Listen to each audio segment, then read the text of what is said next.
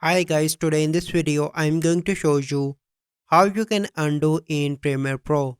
So the first step you simply need to do is to open Premiere Pro. So let's suppose I accidentally delete this clip. So how I can get back? So the method I basically use is Control Z. So you simply need to click on that and you can see that your clip will be back. But let's suppose you do not want to remember the shortcut. The other method is you simply need to come on to the Windows and you simply need to find History tab. So here you can see History tab here. So here you can see we can see all our actions that we perform here.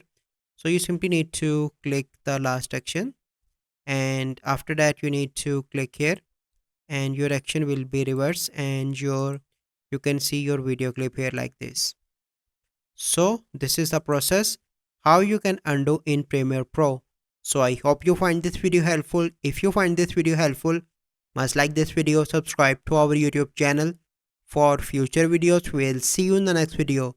Thank you. Have a good day.